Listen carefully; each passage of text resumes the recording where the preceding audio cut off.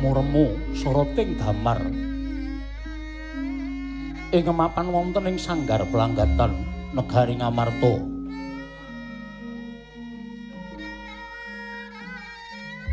Ginobel kukusing dupa menyan ratus garu Rasamala ing ngamrik mangambar nenggih sangganing para Pandhawa ingkang nedheng lenggah mangun tegi puja brata mapan wonten ing sanggar Pelanggatan nenggih nata ing Amarta Prabu Darmakusuma sumawana ingkang rayi Raden Werkudara datan kantun panengah Pandhawa Raden Arjuna miwah Raden Nakula Sadewa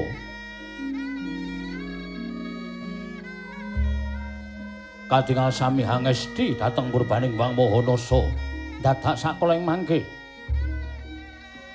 kadingal jugar tapaning Sang Darmakusuma miwah Raden Werkudara sawetawis sigra lelenggan madyaning sanggar Pelanggatan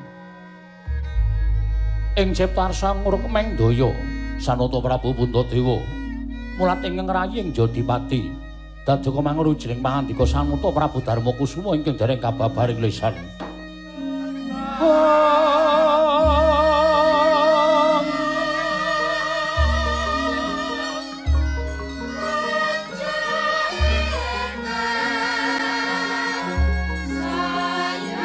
Kang samar pamaring sukma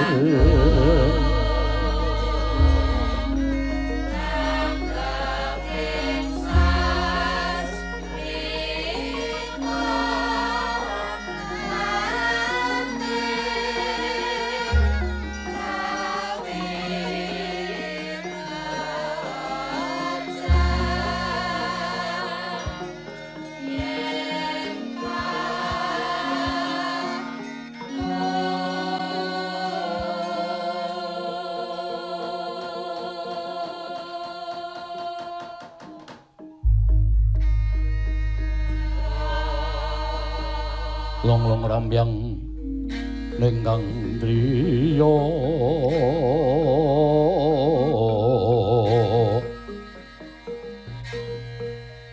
lerewang candra katawengan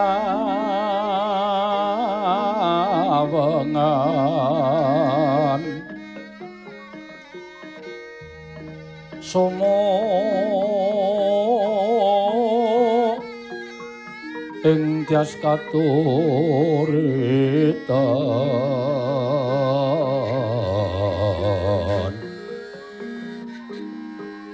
lemot kapiyataning rojit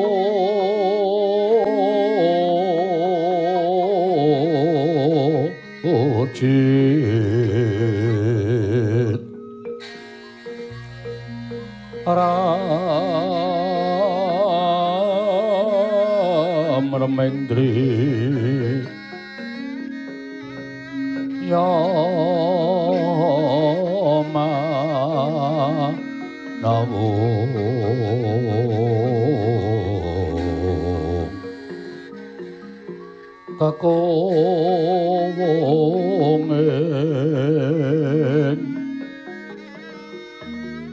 kakunging weng wisesa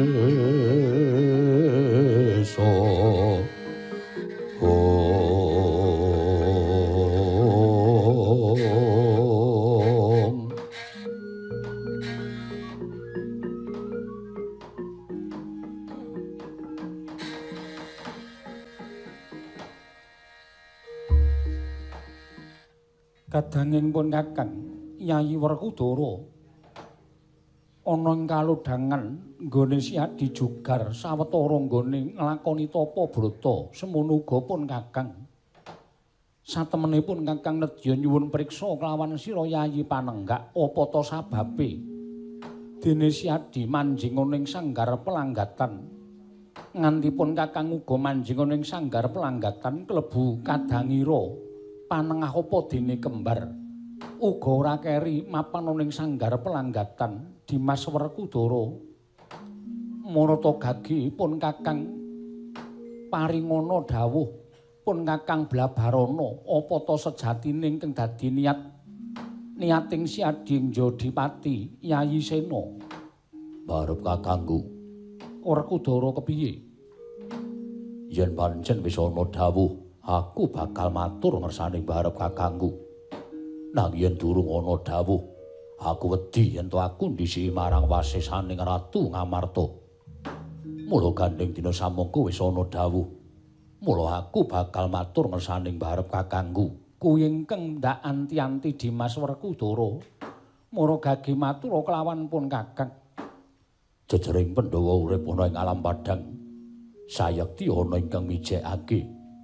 Ya kuwi merga saka Babu Kunthi lan sawarga ya kuwi Bapa Pandhu Dewayana ingkang mapan ana ing alam pamancat, mapan ana ing tepet suci. Mula gandeng Pandhawa ora digula wentah dening Bapa Pandhu. Pandhawa urip ana ing alam padhang digula wentah dening Babu Kunthi. Monggo dina samengko Babu Kunthi isih sugeng ana ing alam donya. Wondene Bapa Pandhu wis ora ana, wis mapan ana ing tepet suci. Mula Pandhawa duwe kewajiban kudu bisa nyuwargake kelawan wong atuhane awake dhewe, ya sudarmane awake dhewe, ya kuwi Bapa Pandhu. Dina samengko niatku nggonku mapan ana ing sanggar pelanggatan. Mung kepengin netepi karo darmane anak ingkang kudu bisa nyuwargake kelawan wong tuwa. Werkudara, nggih. Apa ta sababe dene Siadi matur kang kaya mengkono? Apa Kanjeng Rama Prabu Pandhu Dewayana durung kepenak nggone mapan ana ing tepet suci? Durung prayoga nggone sowan marang ayunaning Gusti Yayi Sena? Barep kakangku. Dina iki aku bakal cerita sejatine apa ingkang kelakon ana Kayiwangan Suralaya. Cerita babakan apa Yayi? Babakan sudarmane awake dhewe, Bapa Pandhu, ngerti yo. Yen to tekan dina iki Bapa Pandhu durung entuk kasuwargan. Bapa Pandhu durung entuk swarga.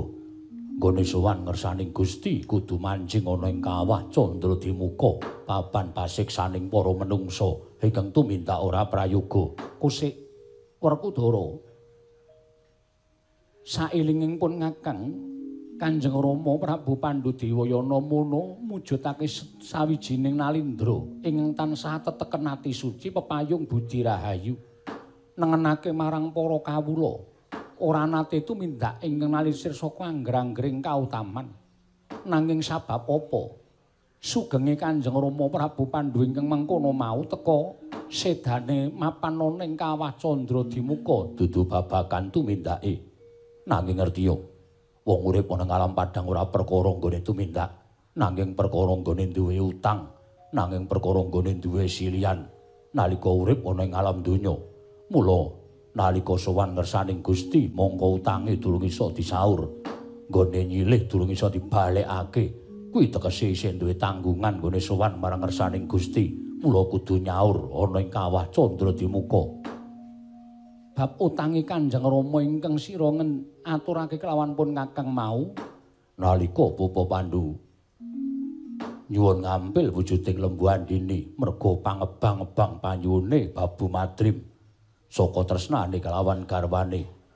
Bapa Pandhu nyuwun ngampil Lembu Andini kinarya titianing Babu Madrim nganti kawetu pangandikaning Bapa Pandhu. Sesuk yen mangsa kala wis tekaning pati saguh mancing ana ing neraka, saguh mancing ana ing Candradimuka.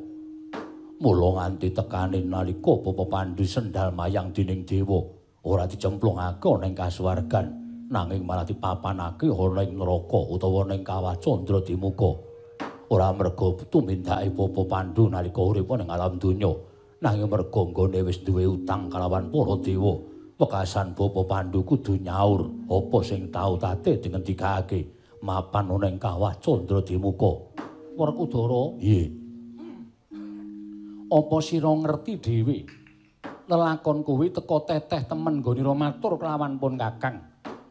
Nalika Bathara Yama Dipati nyendhal mayang karo Bapa Pandhu nyebar kemayan kabeh wong sak praja padha mati utawa turu kepati mung wong loro sing isih melek aku karo Kakek Abiyasa mula aku iso weruh kahanane Bapa Pandhu nanging Kakek Abiyasa paring dawuh kelawan aku yen to Pandhawa durung titi wanci nyuwargake kelawan wong tuane sesuk yen Pandhawa wis dewasa Pandhawa wis padha gedhe sarta wis padha bisa ngulir budi ngasah kadewasan duwe kewajiban kudu bisa nyuwargake lawan wong tuhane ya kuwi Bapa Pandhu Dewayana mula niatku mancing ana ing sanggar pelanggatan ora bakal kendho lan ora bakal aku metu saka sanggar pelanggatan yen durung ana tandha-tandha dawuhing dewa wong tuaku ya Sudarmaku Bapa Pandhu Dewayana munggah ana ing kasuwargan kanthi srana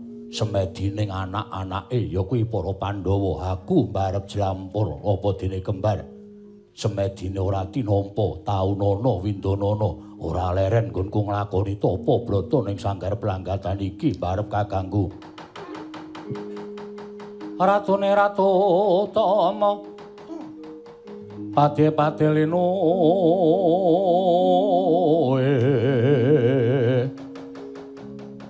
Pranayaka Tiasraharja Panagare becik-becik Parandene tan dadi talyasing kala bendu malah bangkit mangkenan dodra beda kang reribeti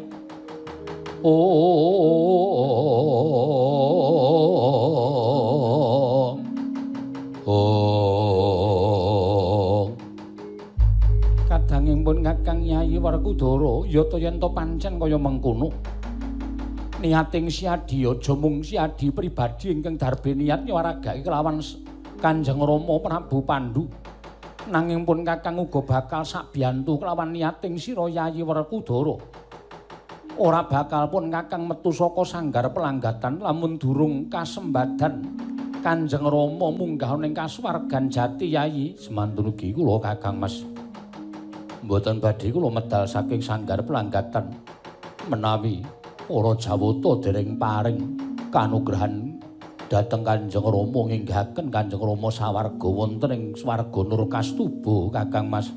Wis mantun ugi kula Kakang Mas mbati nderek kersa maduka Kakang Mas Jodipati. Wis mantun ugi kula Kakang Mas kula namung badhe nderek kersa maduka Kakang Mas Jodipati. Yen pancen kabeh wis padha manunggal.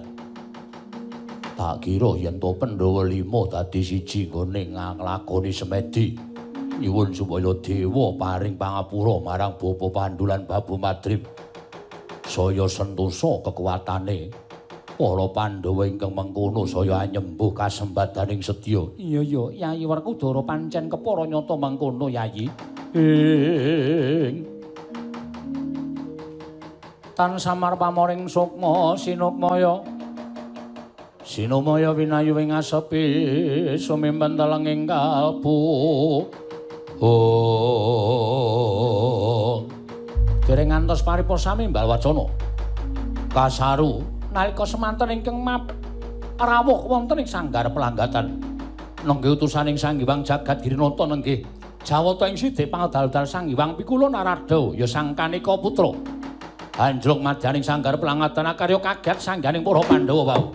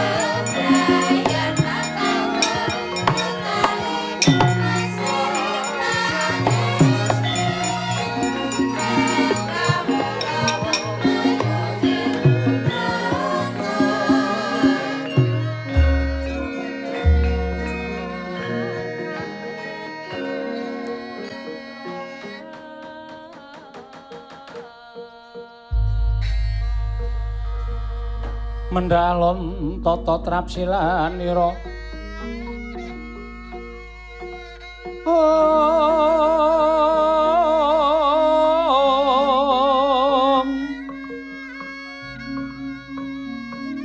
ngajamaken astanira kalih astanira kalih pisan yen ngandika magawe apranta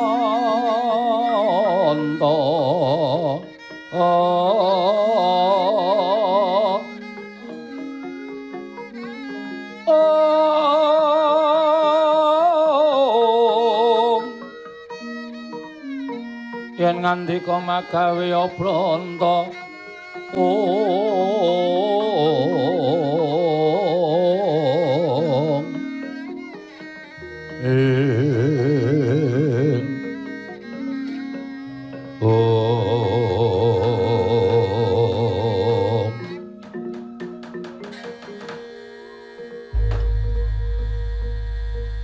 Werkudara. Iye.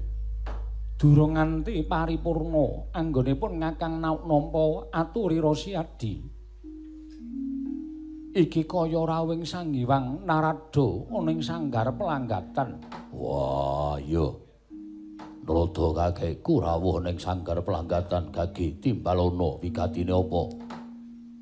Nun amit pasang Kalimantabe tinebina ing ladoni dumawaing tawang tuwang. Nuwun sewu pukulun.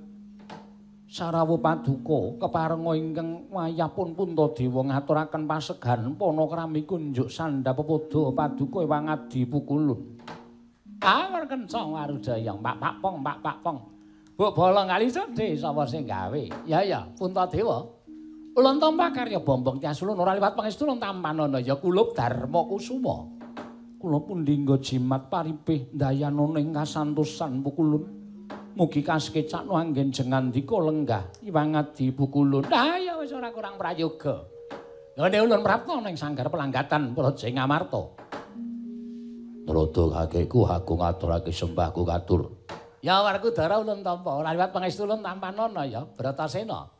Ndak gegem dadiake jimat pukulun bekti kula kunjuk. Permadi tak tampa. Ora liwat pangestu ulun tampanana ya Janaka. Kula pundhingga jimat paripin dayana ing kasantosan. Pukulun bekti kula kunjuk, pukulun bekti kula kunjuk.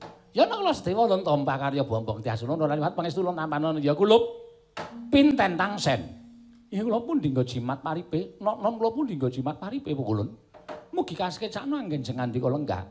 Wis ora kurang prayoga prapta lunana ing sanggar pelanggatan negara Ngamarta dina samengko. Pukulun ndadosaken kaget raosing manah kula. Rawuh paduka ingkang boten cecuk ingkang saderengipun Pukulun sesembahan kula. Menawi wonten dawuh saking Sang Hyang Jagat Giri Pratingkah menapa menggah pangendikanipun Sang Hyang Bathara Guru kepareng hamba barana ingkang sejati. Nanging dene rawuh paduka menika wonten kaperluan pribadi tumunten hamba barana ingkang dhateng wayahipun Darma Kusuma Pukulun. Ngene ya. Puntadewa. Ulun jarwani ya, Nger. Sejatine prapta ulun ana ing sanggar pelanggatan iki merga diutus dening Sang Hyang Jagat Girinata. Ya Sang Hyang Bathara Guru supaya merpeki marang jeneng kita Puntadewa. Merpeki dhateng jasad kula. Ya, pancen mangkono. Wigatosipun menapa dene paduka kepareng Hyang Pikulun Bathara Guru utusan kan Pak Bathara Narada. Paduka Sang Hyang Pikulun merpeki dhateng wayahipun Darma Kusuma. Iki ngene ya, Nger. Cetha dawuhing Sang Hyang Jagat Girinata, yen ta ulun kadhawan mudhun ana ing jagat, mapane ana ing sanggar pelanggatan negara ing Ngamarta. Wontene wigatine Sang Hyang Bathara Guru nalika semana mung paring dawuh, Kakang Narada kula aturi rawuh utawi tedhak wonten ing kayu anu menapa Ngamarta. Ora usah kesusu. Tedhak ana ing Ngamarta supados nimbali sowanipun wayah kula pun Puntadewa. Dadi ulun tedhak ana ing sanggar pelanggatan iki nimbali kelawan kita supaya ulun boyong marang Kayiwangan Suralaya ngadhep kelawan Sang Hyang Pikulun Manikmaya. Mengkono munggo wigatine ulun sowan ana ing negara Ngamarta rawuh ana ing sanggar pelanggatan iki Puntadewa. Mekaten pukulun. Ya. Menawi tetila mekaten dosa menapa ingkang badhe kula sandhang menawi kula pantun handhuwa keparengipun Sang Hyang Jagat Girinata. Dinten sakmangke monggo pukulun kula dherekaken bidhal dhateng Kayiwangan Suralaya. Dadi kita ora duwe rasa panyakra bawa sing ora prayoga. Kula namung sumarah dhateng pepesthenipun Sang Hyang Jagat Giripati. Sumangga anggenipun badhe anjenengan ngibur dhateng kawontenanipun pun Darma Kusuma. Dalem to pancen kaya mengkono. Ayo. Bareng lan sak laku janta ulun budhal ana ing Kayangan Suralaya, ulun ajokake ana ing ngersaning Sang Hyang Jagat Girinata. Wah. Nrada kakekku. Werkudara piye? Kose sadurunge kowe budhal nganti mbarep kakangku. Lho desa apa keparengake aku tak nyuwun priksa. Aku tak takon karo Nrada kakekku. Arep takon apa? Iki ora tanya jawab kok takon-takon. Ana pitakon iki tak takokake karo Nrada. Takon perkara apa? Apa sababe dene mbarep kakangku ditimbali ana ing Kayiwangan Maragage kudune ana dasare. Dasare apa? Titah ditimbali ana ing Kayiwangan tanpa dasar. Kuwi tumrapaku aku duweni panyakra bawa sing ora prayoga lawan Sang Hyang Jagat Girinata. Werkudara? Nggih. Nek bab perkara apa to sebabe, ulun mboya ngerti. Ulun mboya ngerti apa to sebabe Puntadewa tinimbalan sowan ana ing Kayiwangan, ulun ora ngerti. Ora ngerti apa janjane kowe ngerti ning Goro? Ora ngerti. Ulun mboya ngerti, ulun ki meng dewa dikongkon saumpamane. Dewa watu diuncalke ngalor ya ngalor, ngidul ya ngidul. Wah, dadi kowe ora ngerti. Ora ngerti. Apa sababe Puntadewa ditimbali kowe ora ngerti? Ora. Ora Goro. Ora. Yen Goro piye? Manut. Wis, saiki piye? Kendel ta Nrada? Ayo. Nek nganti aku Goro, manut. Yen nganti kowe Goro, muga-muga tetel nggone dadi dewa. Dadi dewa sing bodho lunga-lunga kaya kebo. Dadi dewa sing ora ngerti karo kahanan. Dadi dewa sing mung dadi kongkonan, ora ngerti alang mujure. Muga-muga mandya ucape Werkudara. Sik, Kusik. Aja ngawur kita kok. Nyepatan iki rak sithik wae. Nyepatan iki kok pirang-pirang. Nek mandi ra ya cilaka. Tegese yen kowe wedi tak sepatani, kowe ngerti ning kowe Goro. Ngene ya Werkudara. Apa to sababe dene Puntadewa katimbalan sowan? Merga sebabe Puntadewa kuwi duwe keluputan. Luwute barep kakangku nggo napa? Wani ngagem asma Puntadewa. Merga nganggo jeneng Puntadewa kuwi Puntadewa keluputan, mula tumuli bakal ditimbali ting Sang Hyang Jagat Girinata ana ing Kayangan Suralaya. Wah, sik aku tak takon. Nganggo jeneng Puntadewa kuwi kok diluputke mergane apa? Mergane jenenge Puntadewa kuwi. Tegese Puntadewa kuwi apa? Wah, malah kowe takon karo aku, aku ora ngerti kok malah kowe takon karo aku. Puntadewa. Puntawiluhur dewa wis ngarani. Tegese keluhurane ngungkuli Jawata. Nah, kene ngerti. Puntawiluhur dewa wis ngarani. Tegese keluhurane ngungkuli dewa. Mula luput tumraping kadewatan. Ana? Keluhuraning titah kok ngungkuli para dewa kuwi luput dening Sang Hyang Jagat Girinata dianggep luput. Mula Puntadewa bakal tinimbalan sowan ana ing Kayangan Suralaya. Sing kapindho Puntadewa kuwi nadyan titah ning wani nganggo gelung keling. Monggo sing nganggo gelung keling ki para brahmana para resi pinandhita ingkang wis buntas kawruhe kaya ta Resi Kanwa, Resi Abiyasa lan sak piturute kuwi nangke nganggo gelung keling. Merga uripe meh sak traju sak bobot kelawan para Jawata. Ning Puntadewa ki ratu, Puntadewa ki Nalendra ora diwenangake nganggo gelung keling. Kuwi nerak lan waler. Mula Puntadewa uga bakal dipidana nggone keluputan nganggo gelung keling. Setahu tak takon. Kena ngopo le ngluputke? Puntadewa nganggo gelung keling kok lagi saiki. Ora mbiyen dek nalika Puntadewa isih bayi utawa isih cilik. Kena ngopo lagi saiki? Biyen-biyen dewa ewah apa? Sibuk. Biyen isih akeh tanggapan. Dadi ulun iso ngluputake saiki wis arang-arang iki pikirane wis tekan ndi-ndi. Wah, wangsulan ora maton. Lah kula ya ora ngerti wong ulun ki mung dadi kongkonan kok diluputke piye. Mula wektu dina iki yen Puntadewa munggah ning kayangan ditimbali karo Bathara Guru. Aku sing ora entuk. Lho, kok kita sing ora entuk? Sing keluputan bae wis sago bakal nampa keluputan nampa pidana. Kok kita sing ora entuk? Merga Puntadewa kadangku tuwa.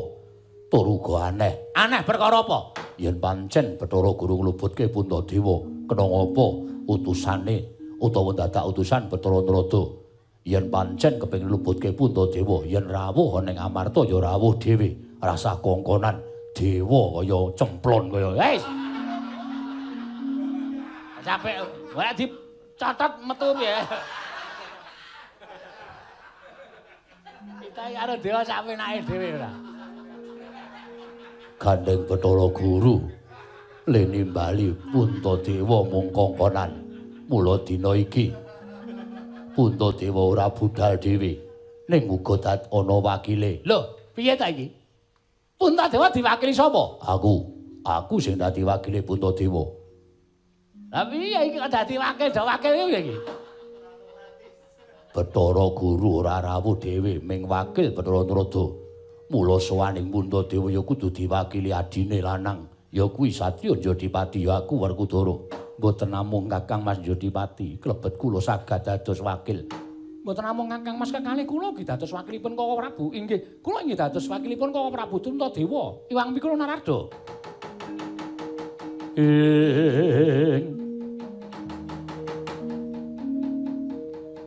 Narada Dedali ketunya kaleweran kendril jroning samudra laya. Oh. Nek pancen padha ngono ya wis. Puntadewa piye? Puntadewa. Diwakili kita gelem apa ora? Kula namung ndederek kersanipun kadang-kadang kula. Barep kakangku ora usah kuwatir. Wah, wis tak lakonane. Aku jlamprung apa dene kembar dadi wakile Puntadewa kakangku. Wah, Werkudara iki pancen cah pinter. Puntadewa ki wong ora tau gelem ngomong, nek omong pisan ya bebayani ning mesti mung bakal manut mergo Puntadewa ki ora tau gelem gawe tatu ning wong liya. Ora gelem gawe tau tate gawe gelaning wong liya. Nek Werkudara ingkang munggah ning kayangan iki mriki nampa pandang ning Sang Hyang Jagat Kirinata mesti wangsulan tirik-tirik kae. Wah, ya wis ben sakarepku. Wis karepmu. Butuhe kita dadi wakiling Puntadewa. Ya. Ya wis nek pancen kaya mengkono, Werkudara Janaka kembar ulun boyong marang Kayuwangan. Ning sing prayoga kanthi watak panglemunan wae, nggih aja nganti kawis cara mengkon mundak dadi gegering para putra. Ngestake dawuh. Barep kakangku aku njaluk pamit. Koko Prabu kula nyuwun pamit. Koko Prabu kula nyuwun pamit. Kadangipun Kakang Yayi Werkudara Janaka kembar surti ting ati-ati duga-duga digawa ulun kondur makayangan ya nggih sembah kula ingkang nderekaken jeneng Waduka.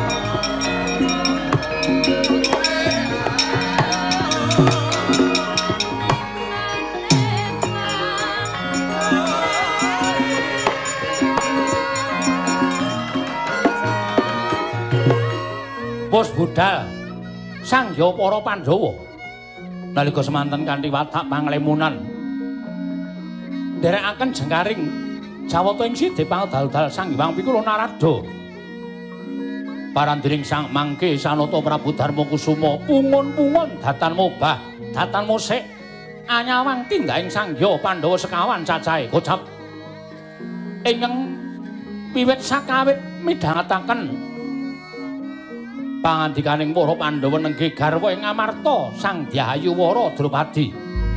Dupi wuninga Sangya Pandhawa sekawan binayong dewa. Sigra mlebet madane sanggar pelanggatan ngalumpruk wonten pepangkoning Sang Nata Prabu Darmakusuma kagiat kadra kasangsana Nata Prabu Puntadewa wau.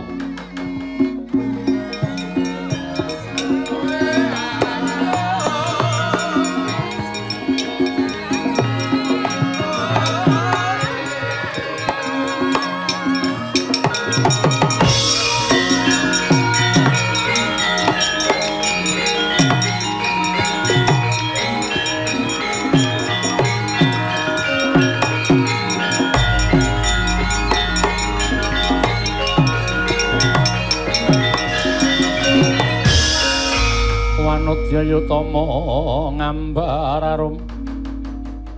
ngambar arum sang kusuma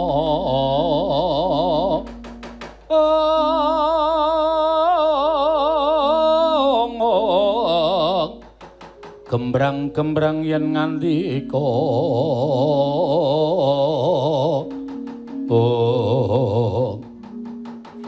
garwaning pun Kakang Drupadi eneng apa gawe kaget sira Yayi mlebu jroning sanggar pelanggatan katon nggonira manangis Yayi Wara Drupadi mara gage matura ana wigati apa dene nganti kaya mengkono nggonira netesake waspa putri Pancala garwaning pun Kakang Yayi sewu-sewu kalapatanipun ingkang rayi tadah wadana sinuwun mboten nginten babar pisan sapengkeripun Pandhawa sekawan binayong dening Sang Hyang Jagadgirinata lumantar Sang Hyang Narada teka Paduka Wentala nyumurupi dhateng bidalipun kadang sekawan ingkang namung sakmangke badhe linarapaken wonten ing juranging kasangsaran gumaregel manah kula dupi kula nyumurupi bidaling kadang-kadang Paduka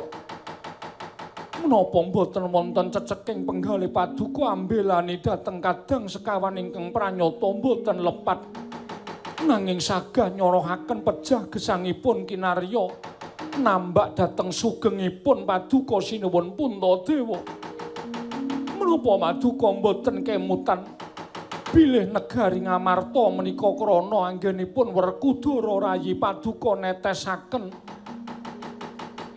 sarta mbudidaya babat Wanamarta inggih krana pambudidayanipun pun Arjuna inggih Permadi nanging sareng negari menika wujud saring wana menika dados praja piyambakipun boten sami kepengin dados Nalindra nanging sedaya dipun pisungsungaken dhateng Kadang Werda tresnanipun Kadang Taruna dhateng jengandika ingkang semanten menika kula nuwun pangapunten teka mboten wonten liru menapa-menapa saking penggalih Paduka. Menawi ngaten saged kula sebat bilih Paduka menika Nalindra ingkang lila legawa lair trusing batin.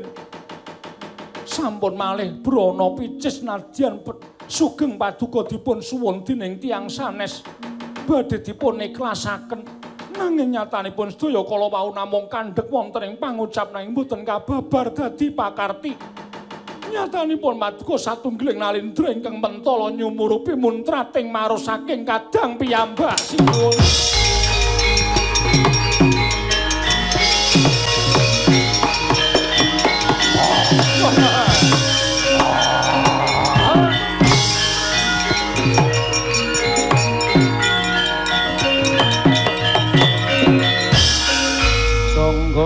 Jonggoringe netra lir Baskara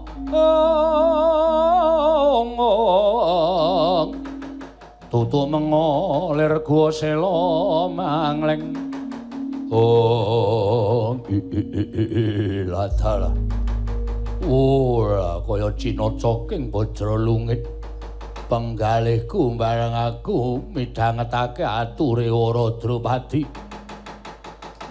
karo aku wong ayu nek ora tok elingake latala ora weruh kahanan ingkang sak tenane dewa ora mbalekke adikku papat sungsang bawana balik kayiwangan negani ati.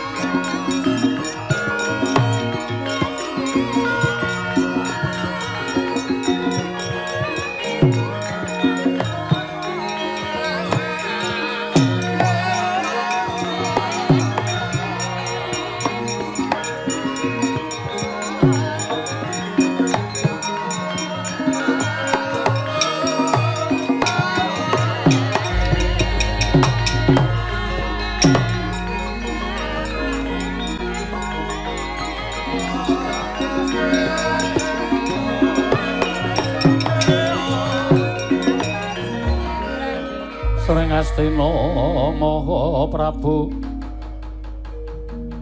Prabu Duryodana alonang andika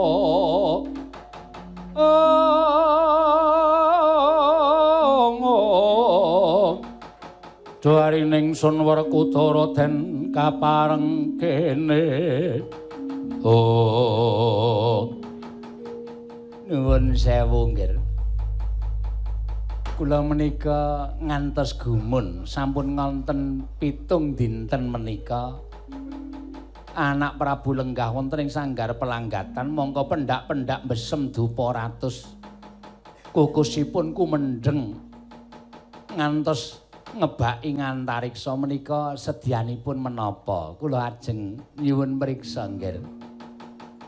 Pamanarya wonten timbalan kabar sing kula tampa Pandhawa mapan ning sanggar pelanggatan niyate Pandhawa gawe srana nyuwargake Paman Prabu Pandhu Dewayana sing isih disiksa ning Kawah Candradimuka merga tau tate sumpah praseta yen to diparingi ngampil Lembu Andini Paman Prabu Pandhu sagah mapan wonten ing Kawah Candradimuka. Lah sakniki kelakon anak-anak do bingung kepengin nyuwargake wong tuwa. Lajeng ngandika mapan wonten ing sanggar pelanggatan menika menapa badhe ngrencangi dhateng para Pandhawa anggenipun nyuwargaken tiyang sepuhipun menapa gadah nuwun sewu gadah panjangka sanesipun. Sinten sing kandha kula ngewangi Pandhawa? Ora sudi kula ngewangi Pandhawa. Sing kula jaluk gandeng mriko njaluk supaya wong tuwane disuwargake. Kula ya njaluk supaya penjaluke Pandhawa aja kaleksanan lan aja kelakon. Angka 2 Pandhawa ndang Cupeta mudhar nusul gerangane. Ngaten. Nggih. Pripun Kakang Druna? Setuju. Setuju. Sampeyan niku pendhita kok nuwun sewu, malah ngrajangi pakarti sing boten-boten. Lho, nuwun pripun Dipati? Sampeyan niku prisa piyambak? Pandhawa niku dadi mungsuhe anak Prabu Duryudana. Anak Prabu Duryudana menika wong salawasung ngendikaken nek Pandhawa isih urip. Nek Pandhawa isih urip, Anak Prabu Duryudana menika lenggah dampar ke Prabu Negari Ngastina menika mboten jejem, mboten ayem, mboten tentrem. Mula wis dadi niate anak Prabu Duryudana supaya iso gawe patining para Pandhawa. Niku sampun trep. Nek Pandhawa tekaning pati anak Prabu Duryudana ayem. Nek Pandhawa mboten wonten ing jagat, Pandhawa wis ngatang-atang dadi bathang, anak Prabu Duryudana menika tentrem, ayem, gunem, jinem.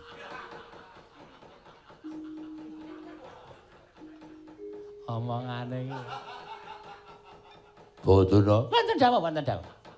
Supaya kelakon panjangkanipun ingkang putra Ngastina panjenengan pranita. Nggih, nggih. Anggenipun besem dupa cacahipun wonten pinten? Supaya gampang kelakon 17. 17 iji disumet bareng. Lajeng mangke menyan menika menyan ingkang sanes menyan putih.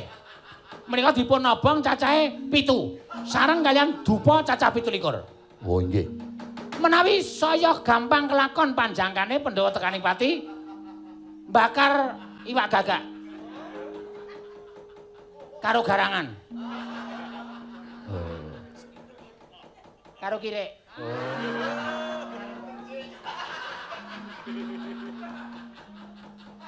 Niku panjenengan panyuwune bakal ditampa dening panguwasaning Jem Setan Priprayangan. Mangke tumuli Jem Setan Priprayangan menika ngrubung dhateng para Pandhawa njangka patine para Pandhawa. Lho. Matane para Pandhawa niku angel mijet wae ngranti. Jan lha kok dadi kaya ngene kahanane. Lah ngaten. Panyuwun menika mboten kula suwunaken dhateng panguwasaning dewa, sing kula jaluke panguwasaning dewa. Supaya panjaluke Pandhawa aja kelakon ning bapatine Pandhawa dijaluke karo dewaning panggodha pangrencana. Menika leres, Ger.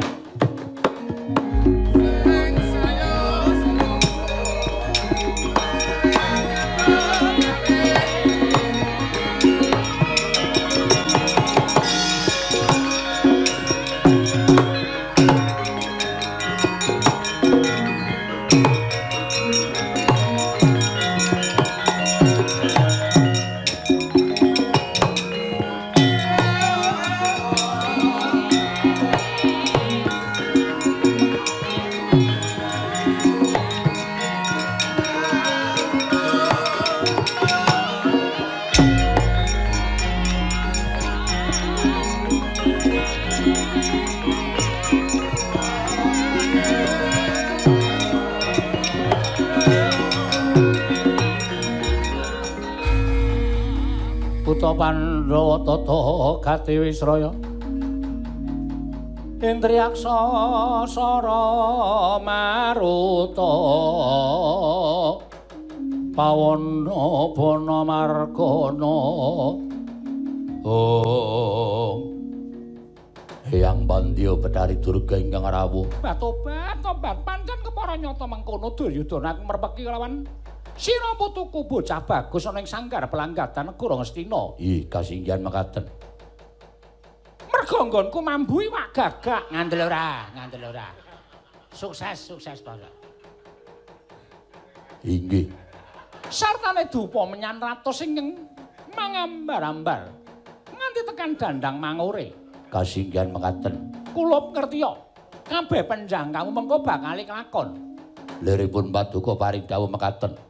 Sawise kowe nganake tapa brata lan ana panyuwunan ingkang wis paneyang midhangetake yen to kepengin pati ning para Pandhawa nalika semana ulun tumuli sowan ngersaning Sang Hyang Jagadgirinata lan won njaluk marang ngersaning Sang Hyang Jagadgiri Pratingkah supaya gawe srana pati ning para Pandhawa lan ngertiya kula ngertiya yen to dina samengko Hyang Jagadgirinata Wasaga bakal dadi jalaran pati ning para Pandhawa ingkang mengkono ora suwe meneh Pandhawa bakal sirna marga layu kowe dadi ratu ingkang tentrem lair lan batin mungkir jagat Pandhawa.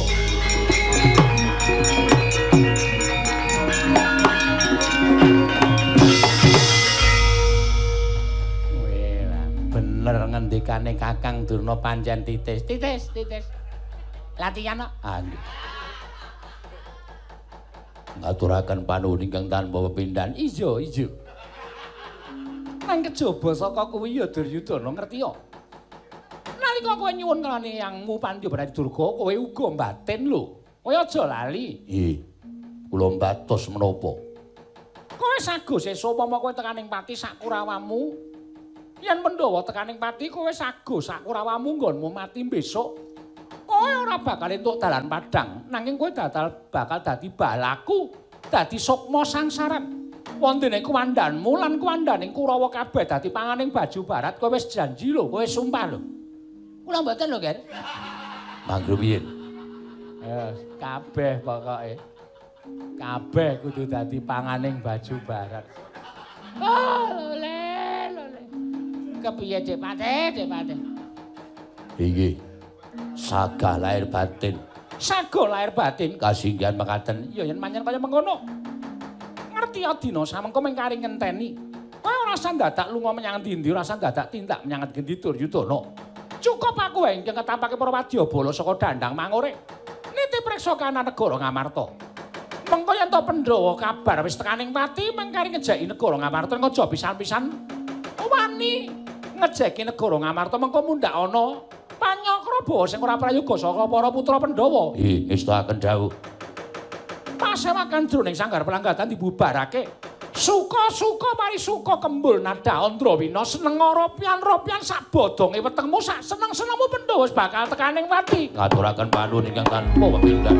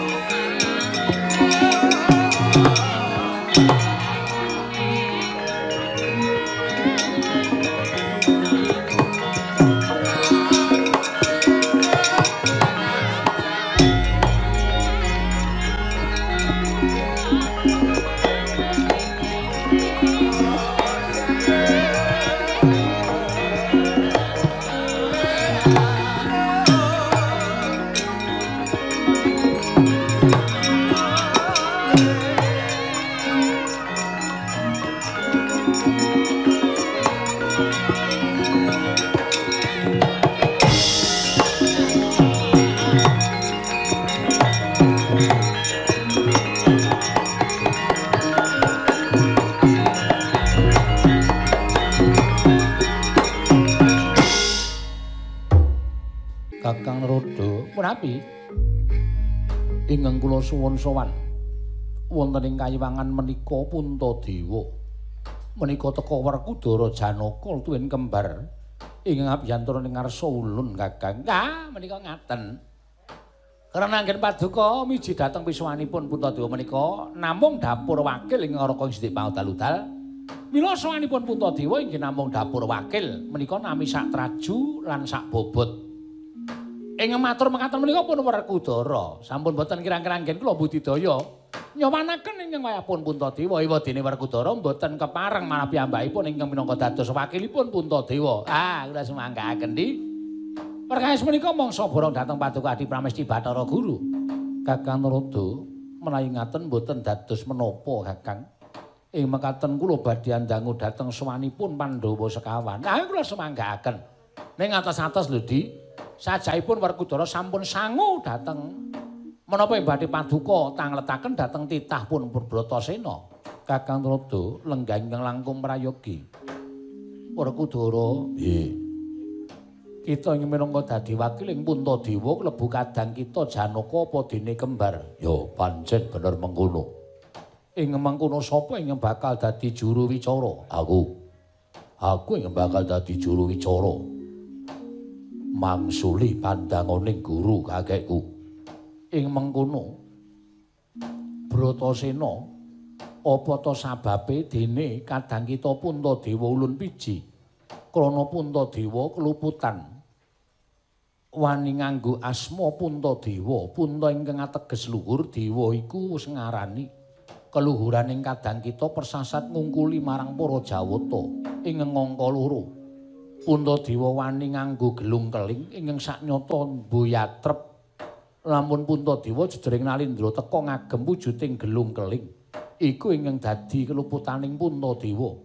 Apa aku mbok parengake wangsulan Werkudara gage sira arep wangsulan ingkang kepiye? Babakan jeneng Puntadewa mbok luputake merga Punta kuwi tegese luhur dewa wis ngarani. Mongko nggonmu ngluputke keluputane Puntadewa nganggo jeneng kaya mengkono mau lagi saiki. Monggo sak ngertiku Puntadewa urip ana ing alam padang wis puluhan taun suwene. Wiwit biyen uga wis nganggo jeneng Puntadewa. Kena apa nggonmu ngluputke teka saiki ora biyen-biyen. Bab kaya ngono mau dadi tandha pitakon jroning atiku. Nggonmu ngluputake jeneng Puntadewa mau ora perkara Puntadewa mau anggep luput.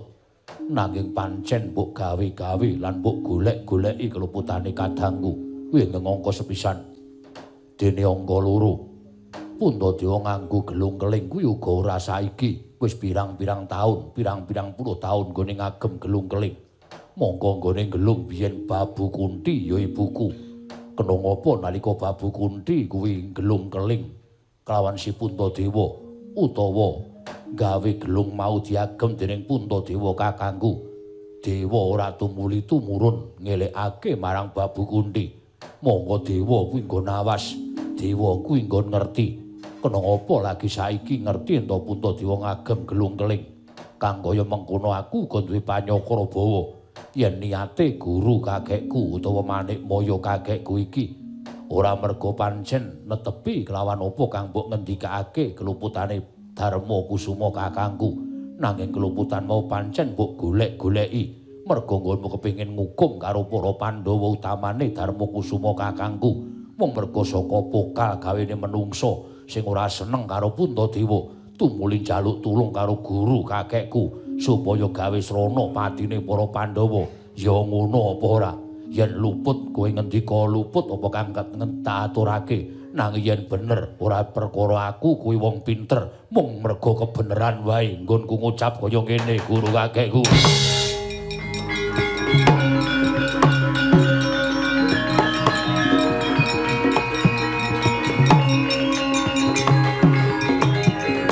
bumi gonceng langit kelap-kelap katon lir kincanging Risang maweh gandrung sabaran katulu wukir moyak mayek.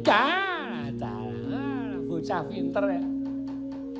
Mula Werkudara kuwi ora iso basa, ora iso ndodhok merga tumrap Werkudara kabeh wong ning alam donya kuwi digawe padha, ora ana ingkang dhuwur derajate, ora ana ingkang sugih, ora ana ingkang mesti diajeni kabeh padha titahing Gusti iki pancen padha. Mula ya ora aneh nek pancen pintere ya ngungkuli sak pepadane. Pripun, Dik? Inggih Kakang. Menapa dipun aturaken Werkudara nyata leres kalan lampahan ingkang kula lampahi. Ya, lajeng menika kados pundi? Werkudara, nggih. Apa kang dadi atur kita ulun Buya bakal nyelaki. Kang mangkono tetep Puntadewa bakal ulun patrapi pidana gandeng Puntadewa ora ana. Monggo sing ana adine papat. Aku jlamprung lan kembar ingkang sago nyulihi paukumaning Puntadewa. Lahir batin, ora lahir batin sebab apa? Yen pancen kaya mengkono, kita kepingin hukuman ingkang kepiye? Hukuman aku sing abot dhewe. Aja mertanggung. Aku wong papat ora bakal wegah. Hukuman ingkang abot kita kudu kacemplungake ning Kawah Candra Dimuka. Kuwi sing tak jangka guru kakekku. Wah, Werkudara iki bocah piye to?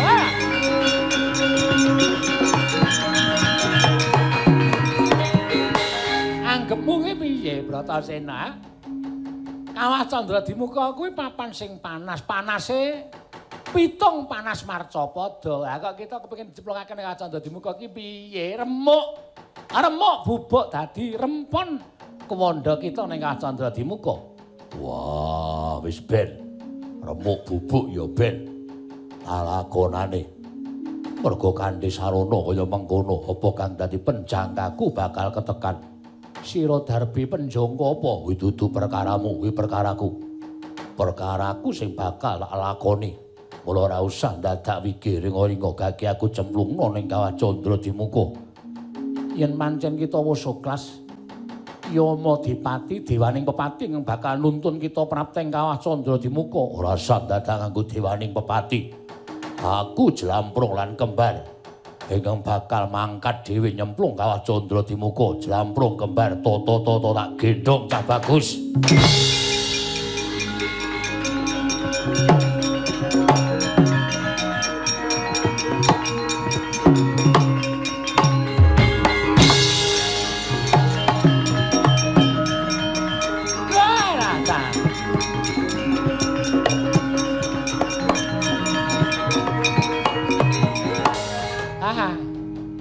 Nitik dateng kawontenan kados mekaten nika panjenengan badhe kewirangan lho Dik. Panjenengan badhe kewirangan. Mboten wonten alamipun dewa kok weriak kewirangan. Wah sing kandha sapa? Wis wangsul dewa kewirangan kok panjenengan nika mesa maida lho. Mangke nek panjenengan kewirangan kula tunggak waru godhong dadap. Menapa menika Kakang? Narada ora melu-melu, narada ora melu nggarap. Kembang kapas, kembang kenong. Menapa Kakang? Menawi sampun nimpas kula mboten melu menapa-menapa. Kakang Trada menika parikanipun kathah sae nggih. Sekar pocong. Tinipta jalma. Menapa menika Kakang? Mboten ngertos. Kakang Trada menika werni-werni kemawon. Oh, apa iki? Oh.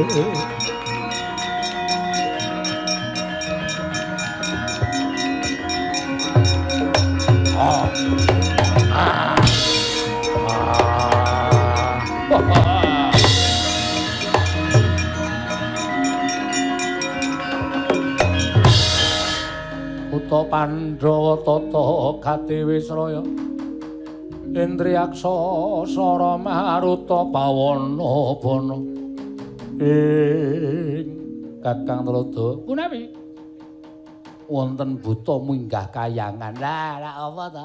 Kayangan ki nek dienggo pakarti sing ora becik wong lupong bener digawe luput, wong luput digawe bener. Ana-ana wae. Wonten-wonten mawon. Lah butane papane teng Madyapada nika munggahaken kayangan. Sinten Kakang? Duka dipatimbali.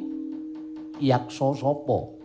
Dewa Amral. Kowe sapa? Kowe Bathara Guru. Iya, pancen ulun Bathara Guru. Wah, Ndok Kamal dewa. Dewa Amral. Iya. Ulun Bathara Trada. Wis ngerti. Ya wis. Ulun ngabari kok.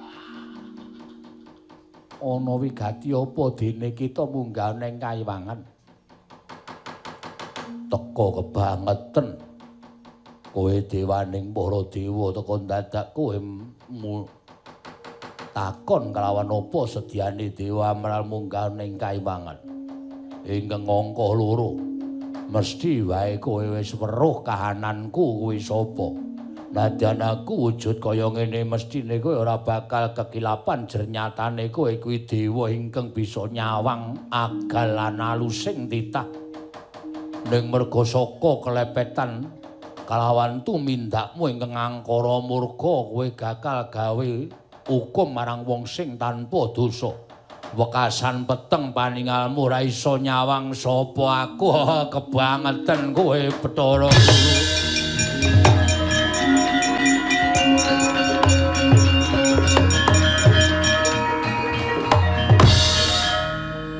Kakang Trada punapi? Teka menika tetah titah ingkang Tiwikrama. Panjenengan nembe prisa menika dados pundi? Dharma Kusuma sajaipun boten nglilakaken kadang-kadangipun dipun hukum wonten ing Kawah Candra Dimuka.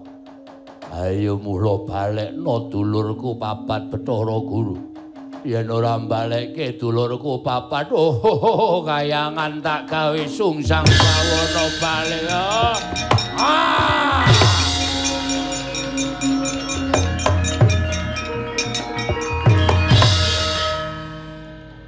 Bathara Trada ora mlayu. Ae sik yaene kok mlayu. Iki sing bengi nek sesuk mlayu-mlayu kuwi ning awak sehat wal afiat. Iya. Ora wedi karo. Ora wedi ki ngapa. Aku kulino ora buta kok kon wedi. Bathara Guru wis doyak wae pancen lagi kepanjingan tumindak ingkang ora prayoga. Aja mendha aja kendhe yen durung kapok Bathara Guru ya. Oh.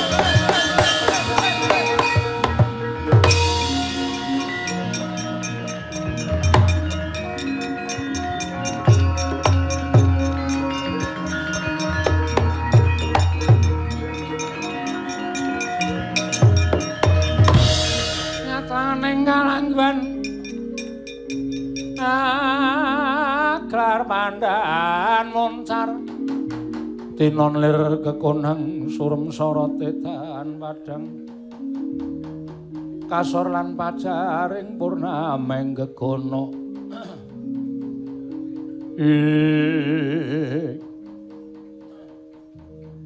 Kakang Semar Dik Kresna ngajar to kowe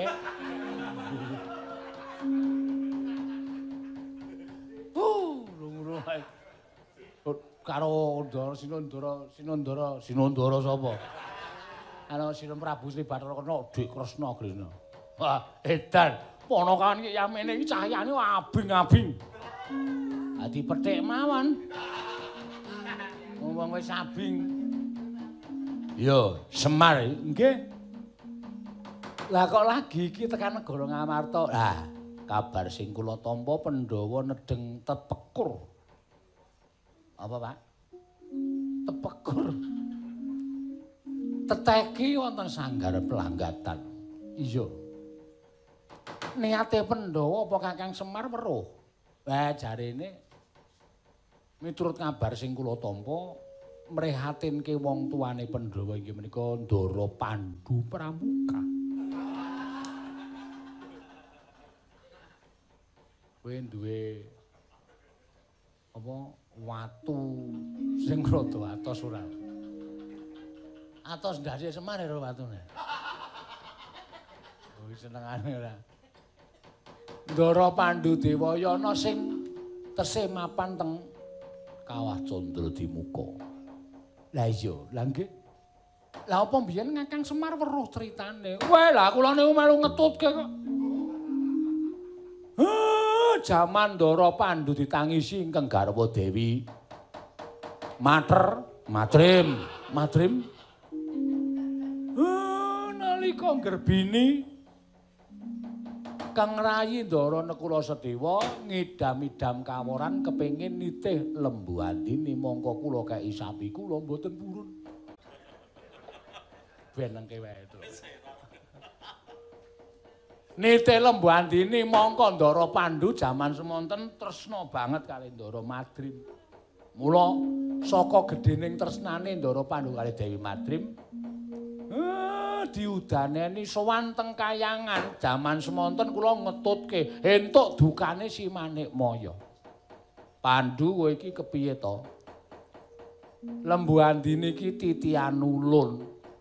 Titianing kadewatan. Lah kok kita arep nyilih kuwi njur anggepmu apa ulun kuwi sak pepadamu ngoten niku jaman semonten kula rawani mbelani wong napa sing dikersake Ndara Pandhu niku jane ya luput. Ne ya merga saka gedhene tresnane kali Dewi Madrim Pekasan. Napa sing dijaluk bojone niku diudane. Lah nggih niku sing bener ngoten niku. Ora bojo njaluk kok mung disemoyan. Sesak sesuk wong lanang model napa kaya ngoten niku. Oh, gayane. Alasane ora ana dana. Kaya ngoten kula mboten mathuk. Iya. Ya merga saka gedhening tresnane Yayi anu Kanjeng Paman Prabu Pandhu. Ah nggih, nggih. Nganti kepiyos sumpahe Ndara Pandhu menawi pukulun kepareng maringaken Lembu Andini benjang pejah kula sampun ngantos tinampi wonten swarga Nur Kastuba ning tinampi wonten Kawah Candra Dimuka kinarya srana anggen kula saged kasembadan ngampi Lembu Andini. Jedher jedher jedher. Ngopo Pak bledhek doting saut. Bledhek kilat nyekseni ngendikane Ndara Pandhu. Jare bledhek dodol angkringan saiki. Wirak nganggo trole.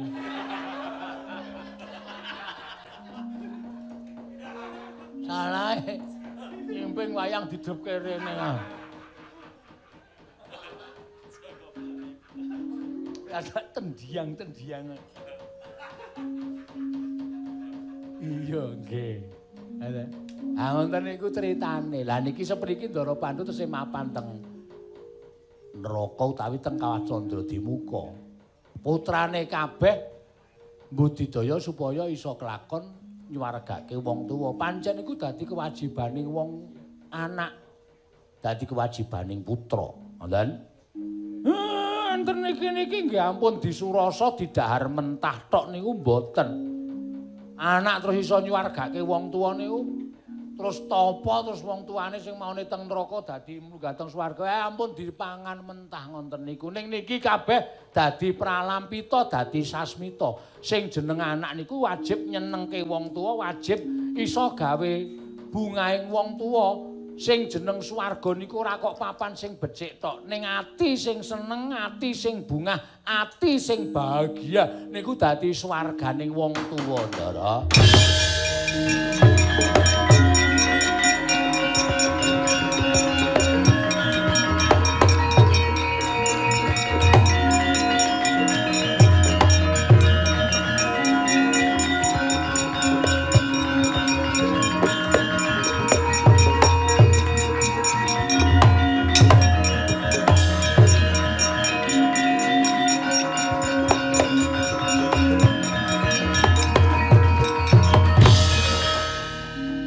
Bekti kula kunja pukulun, ya Kresna Luntampa. Bekti kula kunja pukulun. Iya ya Baladewa Luntampa. Manik Maya. Iya, Kakang Semar inggih kula ingkang sowan. Si Om. Iya, Kang. Lek. Padake wedhus ora, lek ora. Wonten menapa pukulun? Kresna Kayuwangan Suralaya geger. Disababake pangamuking Darma Kusuma ingkang mekar salirane wujud yaksa. Ulun tulungana Kresna. Ulun tulungana Kayuwangan rusak ora karu-karuan diamuk dening si Darma Kusuma Kresna.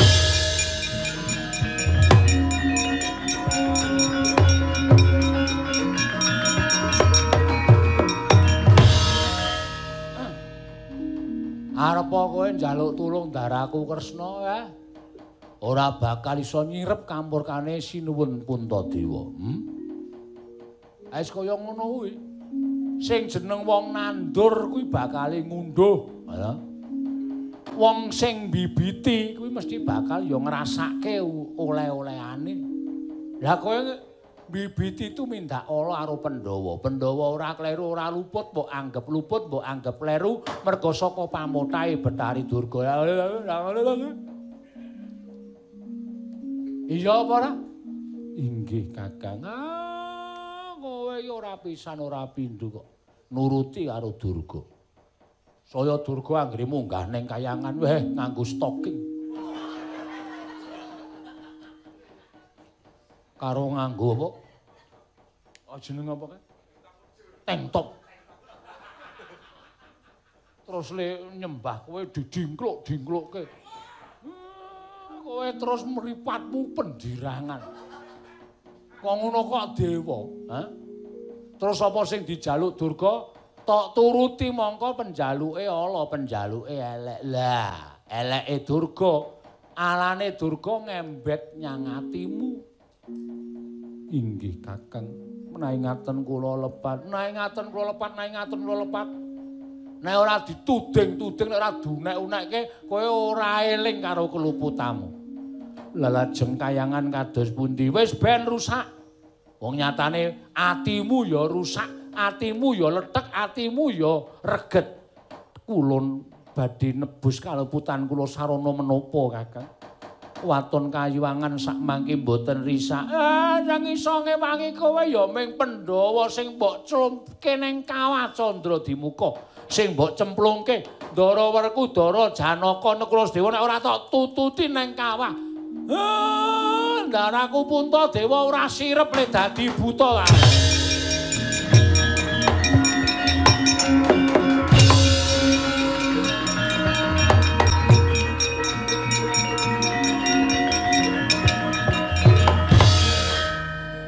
Semar, muga-muga mawon sarana niki napa penjangkane ndara-ndara kula saged kasembadan. Widen dintosi medale Pandhawa sekawan kalih Ndara Puntadewa. Iya, Kakang kaya apa?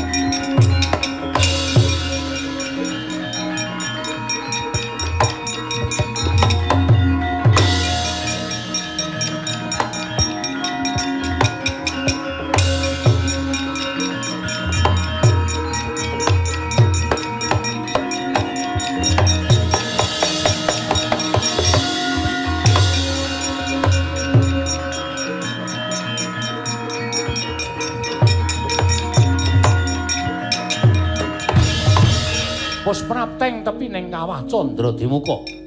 Sang Werkudara gendhong kengrayi panengah tuwin wragil kembar. Nalika semanten pinindeng wujuding geni ingkang mulat mangalat-alat kaya andilat dhateng Sangya Pandhawa sekawan cacahe.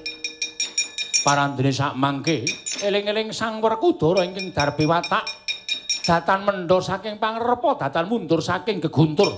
Dingkem Kang Netra. Anggendha ingkang rayi siga cememplung telenging kawah Candradimuka parandiring mangke kalaning jagat gayaning para dewa.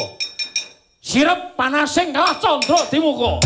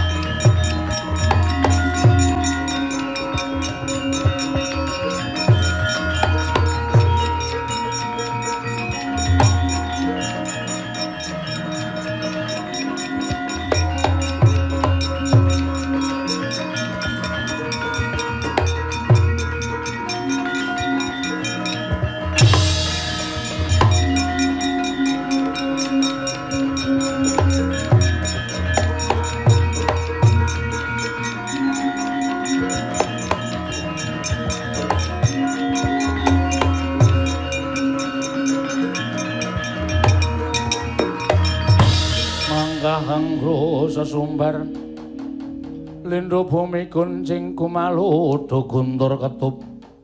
Wah, jroning isih duwe rasa gumun atiku ing atase aku nyemplung kawah kanthi tingkem netraku merem dipet mergo aku ora kuat nyawang geni ingkang kaya mengkono. Nanging kaya ngopo kageting atiku bareng aku cememplung telenging kawah gendhong jlamprong karo kembar. Ora ana rasa panas ingkang ndak rasakake. Saya jero, saya manengah lakuku manjing kawah Candradimuka. Jlamprong kula wonten dawuh. Jroning geni abang, ngendi-endi wujud geni ingkang abang. Iki ana wujud geni ingkang biru mawa adem. Wah, iki sukma kepiye lan sukma apa? Teka kahanane aneh-aneh. Inggih kula piyambak mboten mangertos Kakang Mas. Wah. Kowe sapa? Teka kowe ngadhang lakuku karo adi-adiku nggonku goleki karo wong tuaku karo babuku. Kowe aja ngregon-ngregoni lakuku. Agung ngaturaken panuwun dene sampun paring pepadang dhateng jasad kula. Werkudara Arjuna kembar ora nyana dina iki pun ibu weruh karo kowe nggir. Anakku, aku ibumu Madrim. Anakku nggir Werkudara Janaka kembar, aku wong tuamu Pandhu Dewayana. Wah. Oh, Kanjeng Ibu.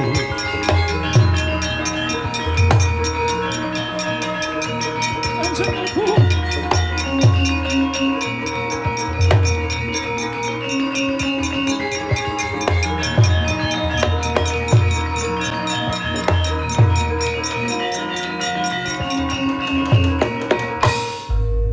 Kanjeng Ibu, mboten kinten babar pisan bilih paduka Ibu. Inggih Ibu. Kanjeng Ibu. Wah. Babu Madrim. Pandhu bapakku. Jebul sampeyan sing nyegat lakuku nggonku gendhong adi-adiku. Niatku pancen goleki karo Pandhu bapakku lan Babu Madrim ingkang isih kudu nyaur utangmu nalika sugeng ana ing alam padang. Bratasena, Werkudara, pancen kaya mengkene kahanane wong tuamu, nanging kabeh wis ndak temoho, kabeh wis ndak antepi, kabeh mau ya merga saka gedhening rasa tresna lan rasa tanggung jawabing wong atuamu kelawan garwa. Mula ta mula nggir, iki kinarya kaca benggala ya senadyan gedhe tresnanira kelawan garwa nanging petungan mungguh bab panyuwune aja kongsi linarap ana ing juranging kasangsaran kaya kang wis pun Rama lakoni. Wah iya.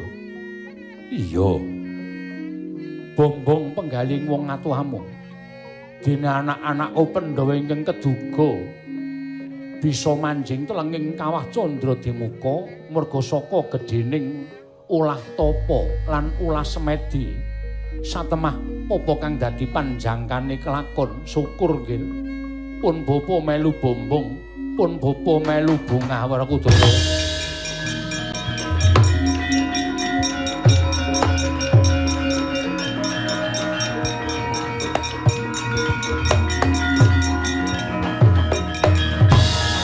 Niat langening kalanggu anak gelar pandan muncar tinon lir kekonang surem sorotetan padang Werkudara. Piye?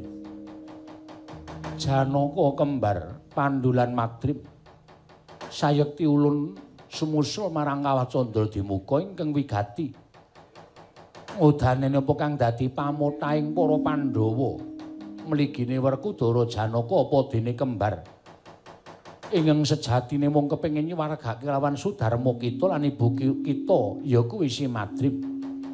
Ulun bakal ngudaneni apa kang dadi pamintanira kulup Werkudara lan Pandhawa liyane Pandhu Madrim.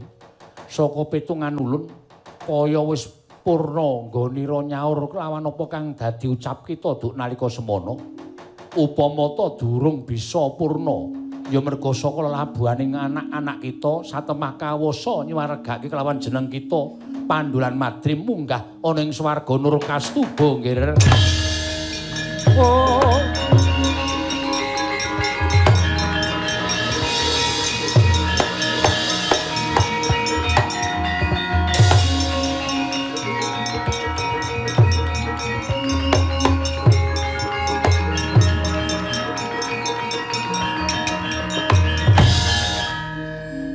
Maturke panuwun. Bathara Guru dene wis ngudaneni apa kang dadi panjalukku. Ngaturaken panuwun Bukulun. Nanging kita aja enak-enak kapienak. Kayiwangan geger saka pangamuke Kadangira. Darma Kusuma ingkang salin wujud mekar salirane wujud yaksa. Arjuna ndakno kamurkaning kadang kita mundhak saya ora karo-karuan kahananing Suralaya.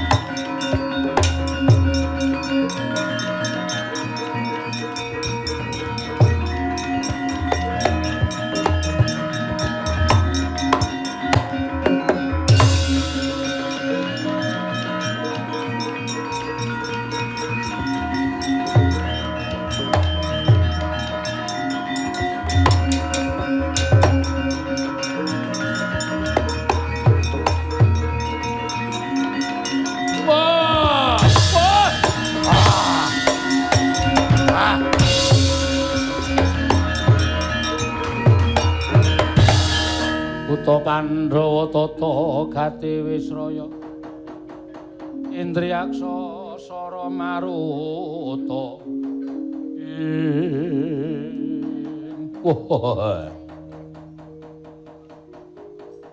Koko Prabu kula aturi nyiramawi tirtaning kesabaran kula aturi ngracut Bramantya Praduka Kanjeng Koko Prabu mbarep wis cukup aja kedawa-dawa nggonmu ngumbar angkara murka nggonmu ngumbar kamurkan wah pangestune mbarep kakangku panjangkaning Pandhawa kelakon Koko Prabu Enjing Ibu Madrim sampun minggah wonten ing kasuwargan Koko Prabu Kanjeng Rama Pandhu sampun minggah wonten ing kasuwarga lho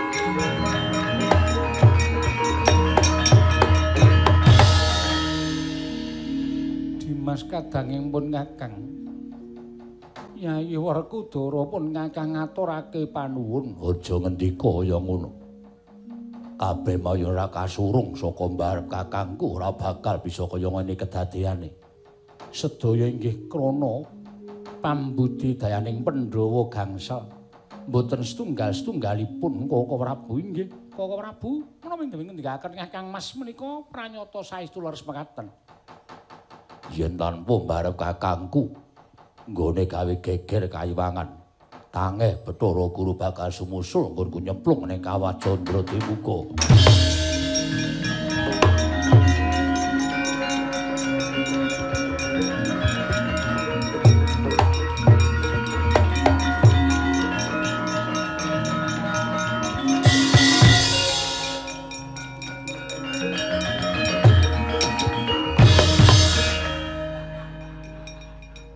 Iya ngopo Ameng joget kok mung gedruk lemah ping 3.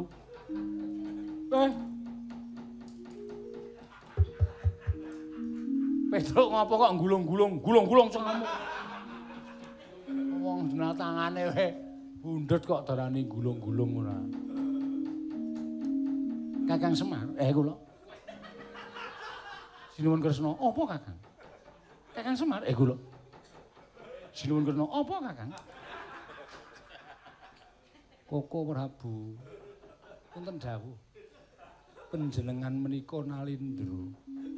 Menawi panjenengan menika kedangun srawung kaliyan Panakawan, mangke saya dangu saya sembrono. Menawi sampun sembrono Pandhawa mangke lajeng dhateng sinten menawi wonten perkawis.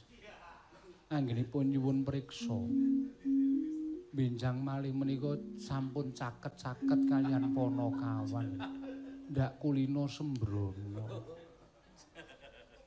Nggih. Iya. Ngestakaken dawuh ya. Panjenengan menika Prabu Sri Bathara Kresna. Titisanipun Sang Hyang Bathara Wisnu. Panjenengan menika titis Wisnu kok gojeke karo kere-kere. Tur mboten mutu.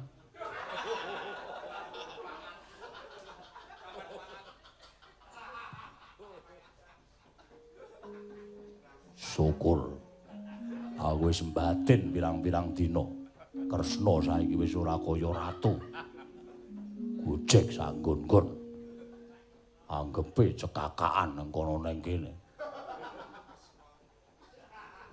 karo Bagong Ijo lan sandal barang menika ingkang marai panjenengan menika kirang dipun hormati. Kakang Semar, kula rada ngadoh kono. Sawetara iki kaya ora usah cedhak-cedhak karo aku sik ya. Wah. Nggih pun.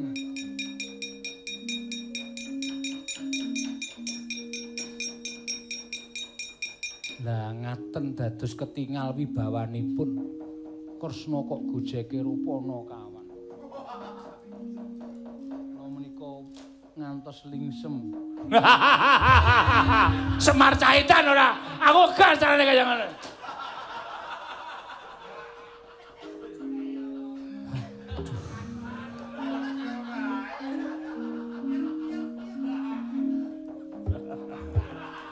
Kau, weh kau. Kowe ora meden aku wedi nek karo luwing ki aku wedi aku ora. Wah, adine leren genti kakang nih. Wis mbarep kakangku aja mbok gagas. Monggo aku sing ngajar Baladewa. Kowe kula sing ngajar Semar, ora duwe wibawa ngono. Wayang njur digebyah ya ora. Terus dadi wasani, "Oh, ngene apa-apa gojek, apa-apa gojek." Nggih to, Den? Iya. Sekali-kali ya sing serius. Wah, njur apa-apa gojek ora. Wah, plintenge Semar. Wah.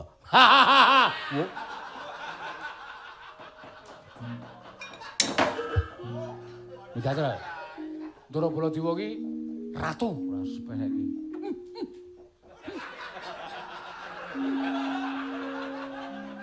So. Ngece malah.